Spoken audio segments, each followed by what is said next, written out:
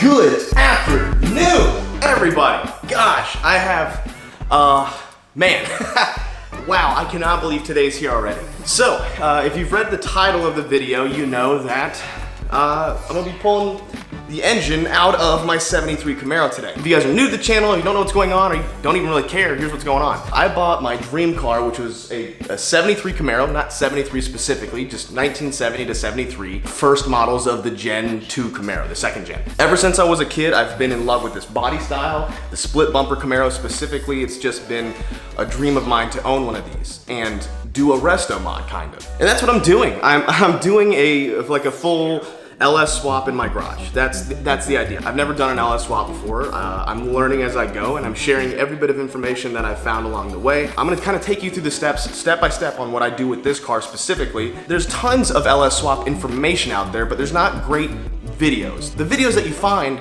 are people who have everything already broken down in a nice clean shop in a professional setting, and they kind of walk you through some stuff. Or it's some dude in his garage who films none of the work, only talks about the stuff that he's done, and it's all recorded with like a cell phone video. I'm gonna do my best to show you guys pretty much every step of the way and everything that I do, while also making it entertaining. So that's what I'm gonna be doing in today's video. This is probably be the part one setup, is kind of removing everything and pulling everything apart and hopefully getting it ready for the LS swap. Now, before we get started, I do have a word from our sponsor that's helping fund the build. So, you know, let's roll an ad. Oh yeah, it's my favorite time of the video. It's where they give me money to say things about stuff. Yo, I know how most of you guys feel about advertisements. You love them! But here's the cool thing. It's kind of required for me to continue to do the cool stuff I do on YouTube. All this stuff requires like money. And speaking of money, I gotta tell you about a game called GSN Casino. The #1 social casinos versions of America's best TV game shows. Spin the reels in the electrifying spirits of the casinos in Las Vegas with the Vegas edition. Play the classic fruit machines with Classic edition. And don't forget to try the dazzling Deal or No Deal and Battle the Bank. There's multiple ways to collect tokens every day, new and amazing games every month, take part in high stakes tournaments, and there's endless ways to win huge jackpots. What about free slots? Gosh, I love a free slot. If you love to play slots for fun, you've come to the right place. Check out American Buffalo Slot, Classic 777 Slot, Riches of Egypt, Luck of the Emeralds, and many more. And there's even more thrilling games to play. Download GSN Casino below using my link and you'll get 12,000 free chips. Check it out. Now that I can afford to do more projects, let's get started.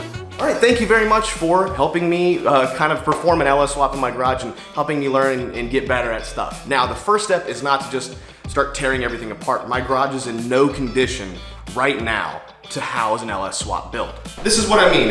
I've got kind of my woodworking and my grinding and my metalworking tools just kind of all laid about. You know, I've got my welder and my table saw and then table that I use to do a lot of projects on. I've just kind of got everything scattered out from a previous project right now. So my first step is to move a lot of this around and get the car in a position to where it can stay comfortably for an indefinite amount of time, and I have plenty of room to work around it. So that is the first thing first. I'm gonna get the garage set up for build. And after that, I'll go through with you guys how I'm gonna do it and the tools that I'm gonna be using. So I'm gonna clean the garage up.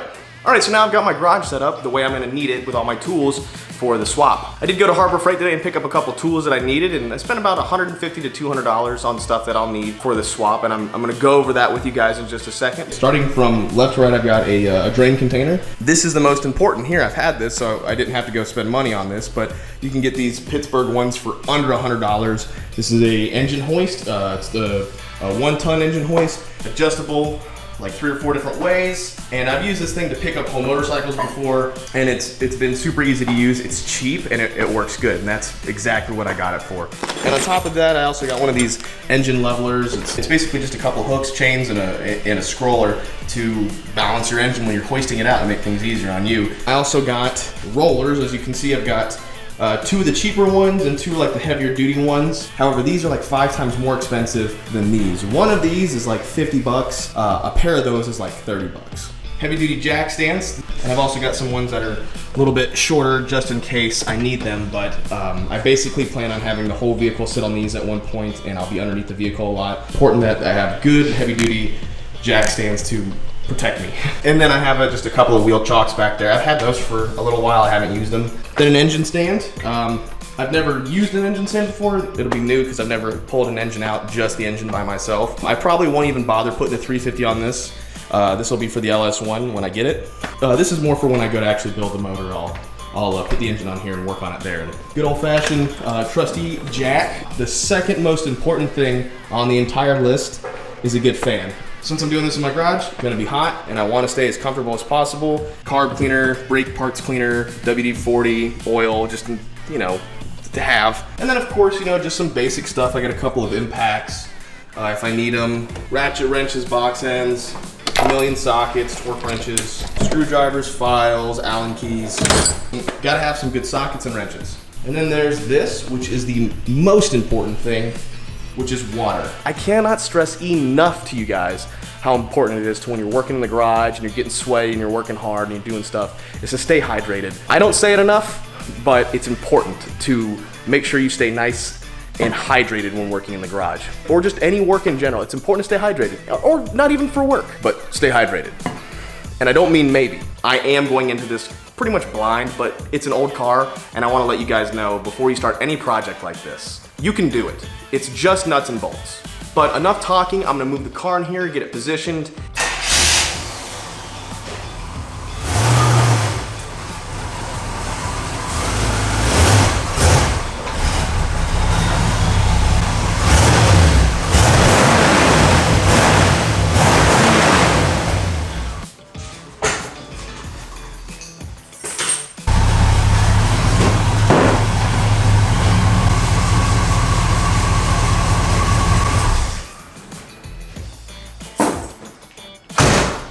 Now I've left all of my desk space pretty much completely open for anything that I want to put there, whether it be the quarter panels or the headlights, or just, you know, just lay out parts and or tools that I'm gonna need for particular things. Another thing that I'm gonna be doing just to make things super easy is I've got a bunch of Ziploc bags here. Now they've got little spots on them to where you can write stuff on them with a marker. That's really good if you need to keep certain parts organized. Let's say that I want to make sure that all the driver's side quarter panel bolts are in the same bag, and then I've got all the headlight bolts in one bag, you know, just stuff like that. That way I have everything organized and I can keep track of it and I'll know exactly where it is.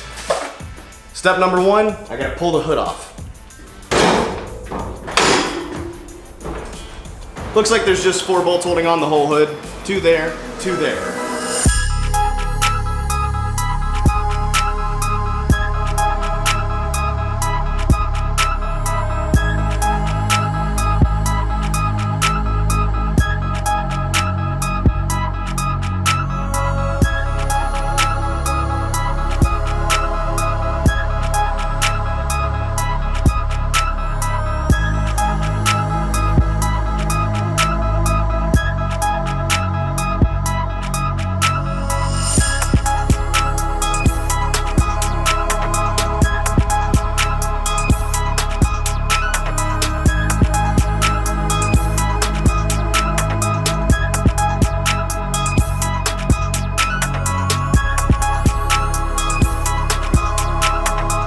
So now that we get the hood off, we have a lot of room to kind of work. That's gonna help us out. So there's a couple ways I can go about pulling this engine out. The way I think I'm gonna go about doing this is I'm gonna completely separate the subframe from the body.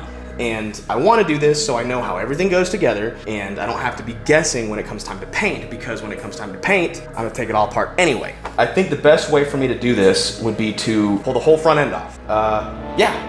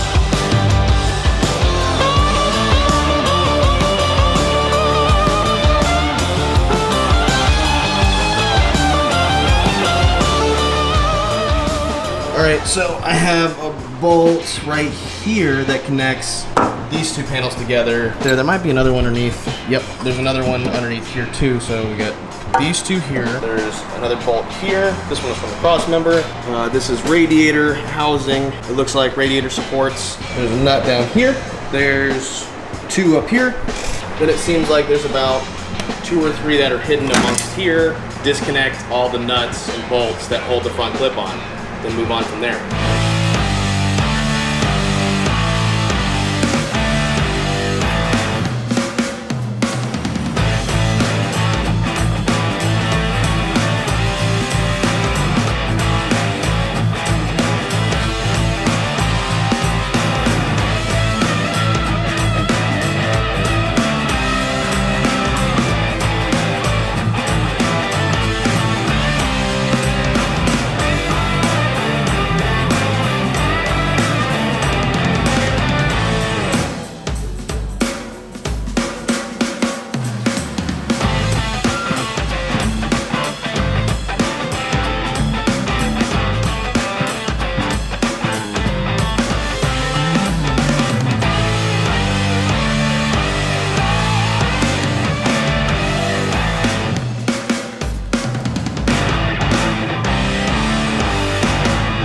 So we got the lower and upper front bumper taken off. 2 separate front bumpers, like your upper bumper, and then you got these little side panels that are odd, and you've got your lower bumper. Working on these cars is super easy in certain ways, and it's also kind of weird in certain ways too. Like, I've done a lot of work on newer cars, and it seems like, yes, there is definitely more wiring and electricity and stuff like that that goes into new cars, but the way it's done, like with the harnesses and whatnot, it's super simplified, it's super easy, the connectors are easy to find, all the bolts are pretty much exactly where you think they would be, and I'm not familiar with this particular car, I haven't taken this apart before. It's definitely easier in some ways, and it's definitely, like, I don't want to say harder, I think hard's the wrong word, I think it's a different kind of challenge than working on traditional vehicles, but in like a really fun way. So now that I've got the front bumper off, I like to go ahead and take off the quarters, and then I'll break down the wheel wells. These, the wheel wells here. And then I'll take off the front radiator and bumper supports. I made it sound really simple, right? We'll see.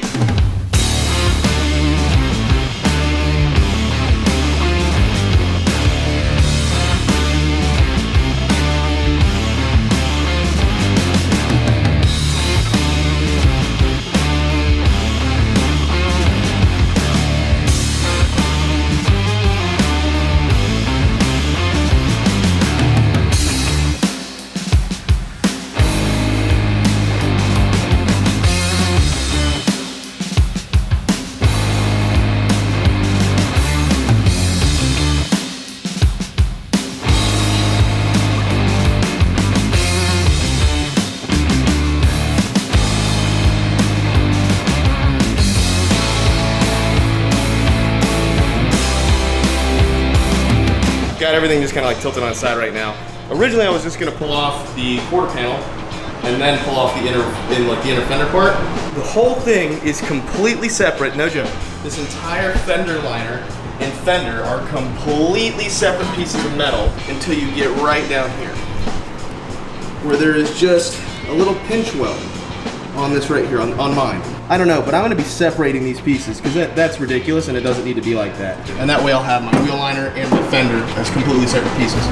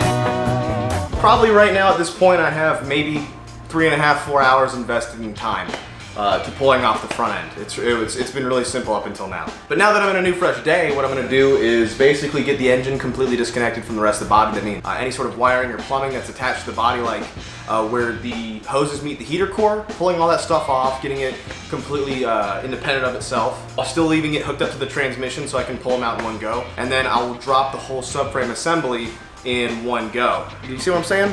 Kind of convenient. Let's get to it.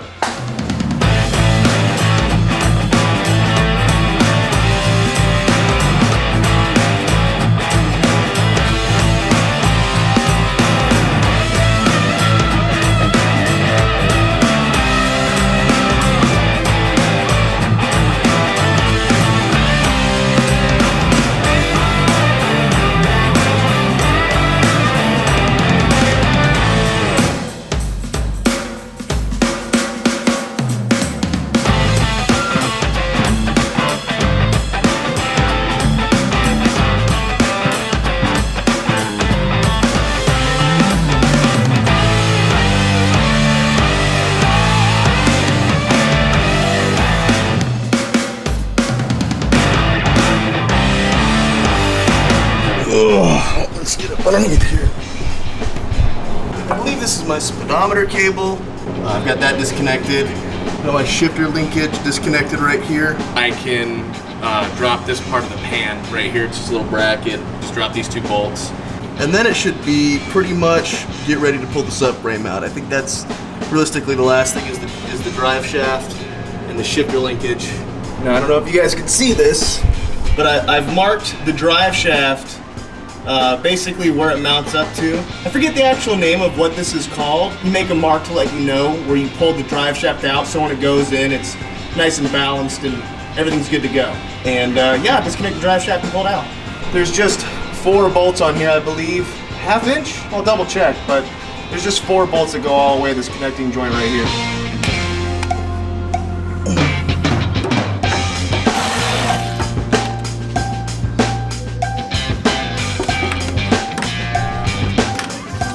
I got all of the bolts pulled out of my U-joint here in this little area here. They vary from vehicle to vehicle, but they're pretty much all the same. These little brackets basically just kind of like pin the drive shaft to the axle, and then when you've got all your nuts and bolts out, you just pull the whole drive shaft towards the motor, towards the transmission, and it'll kind of go inside the transmission here in this housing here. I'll show you. Pull forward, drop it down like so, and then I can just wiggle it out. Boom. See? Pulling drive shafts is easy. A lot of people think that pulling drive shafts is hard and that they're heavy. They're actually pretty not. I would say this is no more than 25 pounds, which is actually heavier than most drive shafts. I think my dually's drive shaft weighs less than this, and I'm not joking. So we can set this off to the side.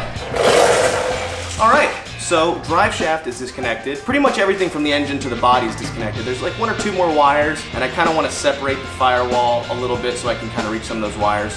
So we'll tackle that in a second. But pretty much everything on the engine to the body is disconnected. Everything from the body to the transmission is disconnected, which means that it's just the engine and transmission. And there's only 4 bolts that hold this entire subframe on. So I'm gonna take these jack stands out from underneath it and then separate the 2. It's gonna work.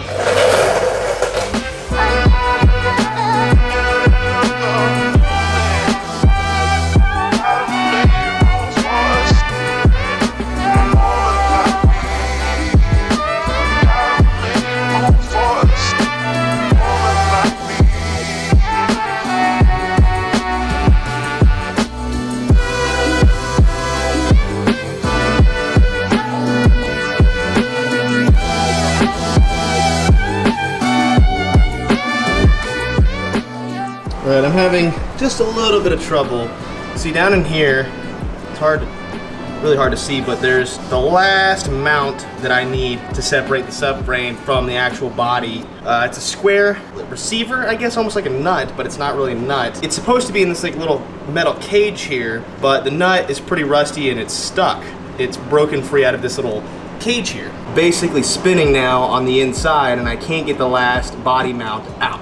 I'm just gonna weld the nut with like 1 or 2 little beads to the inside of the body. If I need to, I'll cut it out later. As of right now, I can't separate the subframe and the body without spinning that last bolt out. So just gonna do a little weld there, break the nut loose, and then, yeah.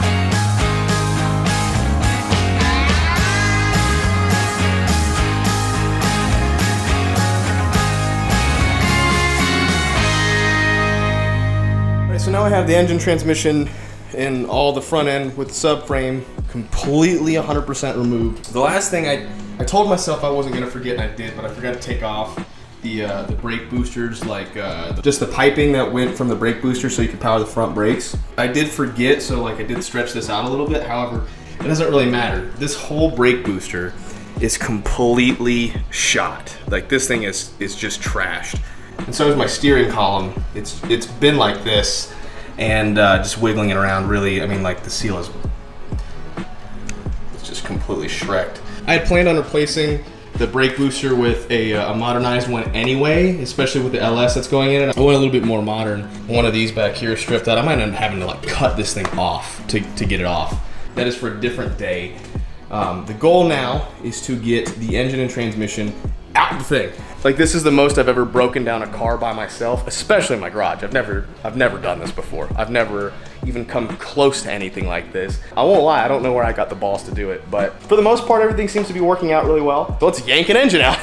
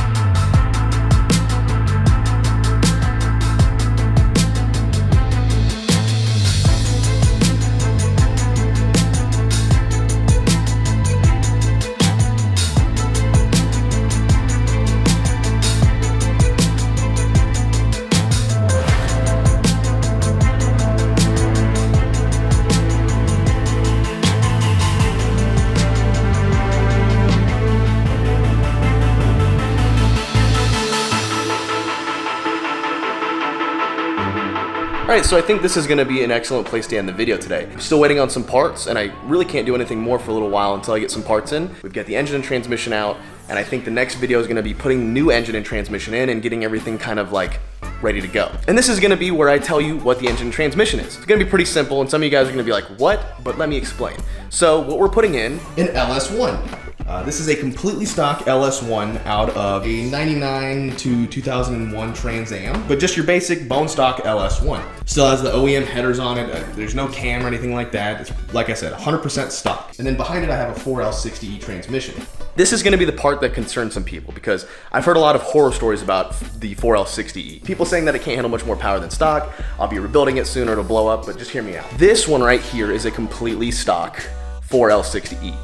It came out of a truck. It's the HD 4L60 or 4L65 or something like that. One of you guys in the comments can correct me. A 2015 Silverado. It's got relatively low miles on it. 1 or 2 little banged up pieces that I have to replace before I just throw it in there. Like like all this needs to be replaced. I think this bracket's a little boofed too, so I'll probably have to replace this bracket as well. Let me make one thing absolutely clear. I've got no interest in making this a 1,000 horsepower car. Talked to everybody on board with this project, and I think everyone agrees with me when I say that I feel like that's overlooked on a lot of these builds. People are so numbers oriented they can't really control themselves. This is not a car I want 1,000 horsepower in. It's just not something I want for this car. I've got my ZL1 to go fast. For me, the purpose of this build is to keep it simple, clean, classy, and fun. Those are the only things that I care about. Like, I know the 4L60Es can't handle much more power than stock. I think the LS1 might produce 350, 360 horsepower. It's not much, right? But obviously I'm gonna be doing bigger cam, throttle body, and just a couple other small ins and outs. It'll probably be a 400 horsepower motor at best. That still leaves the transmission. Will that transmission handle 400 horsepower? Probably. It's a solid maybe, but that is not the transmission that I'm using for the final build. You see, Monster Transmissions is building me a custom, completely decked out transmission. It'll be good for over 600 wheel horsepower, no problem. Monster Transmissions is actually building me a custom built transmission for this car. It'll be good for well over 600 horsepower. So if I ever want to supercharge it or put a couple of Chinese noise boys on it, it'll be hella fast, and it'll be able to handle it. I'm just using the completely bone stock 4L60E for fitting and test driving purposes. Before I do any engine work, before I do any transmission work, I'm gonna assemble it all together in the car, drive it around comfortably for a couple of weeks, make sure I'm happy with it, then break it all back down apart for paint. Then that's when I'm gonna put the built transmission in and do some engine work. By the way, I got the transmission from Magnum Collision. They got me the transmission at a crazy good price. And by the way, I got the engine from 74 Auto. They have their whole parts department, and I got really lucky on this transmission too. Magnum Collision had just pulled a transmission out of a truck and gave me a crazy good deal on that too.